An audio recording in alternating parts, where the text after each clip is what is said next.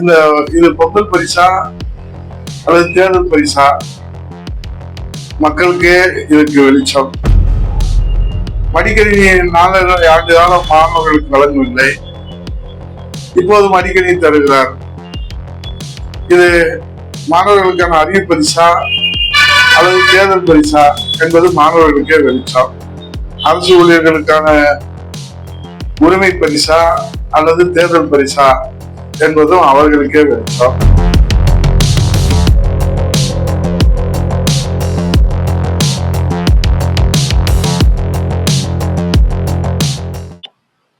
அனைவருக்கும் வணக்கம். பொங்கல் பரிசு 3000 திமுக அரசு அறிவிப்பு. ஆனால் என்ன இதுல நாம் பார்க்க வேண்டியது, சிந்திக்க வேண்டியது, எதிர்கட்சி தலைவராக ஸ்டாலின் இருக்கிற போது 5000 ரூபாய் கொடுக்க வேண்டியது தானே என்று சொல்கிறார். ஆனால் அவரே ஆட்சிக்கு வந்ததற்கு பிறகு அவர் சொன்ன வாக்கையை காப்பாற்ற முடியாமல் 3000 வழங்கி இருக்கிறார். ஆட்சிக்கு வந்தவுடன் 2021 ஆட்சிக்கு வந்தவுடன் 2022 பொங்கல் பரிசு இல்லை, 2023 24 1000 ரூபாய் வழங்குகிறார், 25 பொங்கல் பரிசு இல்லை, 26 3000 ரூபாய் தருகிறார். ஆக இது பொங்கல் பரிசா அல்லது தேர்தல் பரிசா?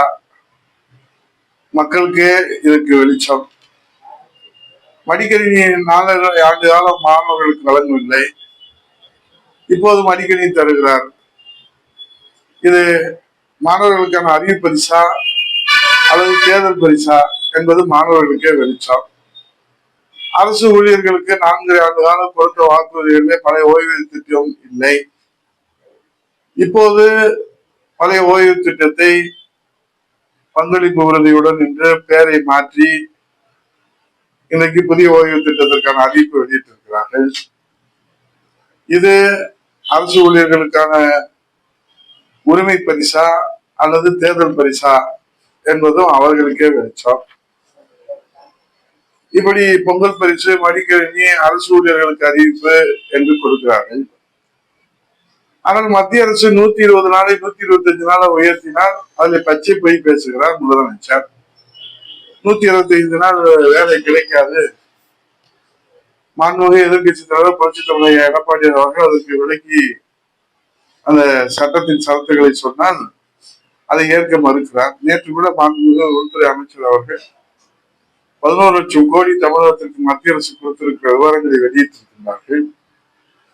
புரட்சித் தலைவர் ஐயா எடப்பாடி அவர்கள் தொடர்ந்து மாண்புமிகு மத்திய உள்துறை அமைச்சரிடத்தில் வலியுறுத்தி 100 நாள் வேலை வாய்ப்பு திட்டத்தை 125 நாட்களாக இன்றைக்கு உயர்த்தி இருக்கிறார்கள்.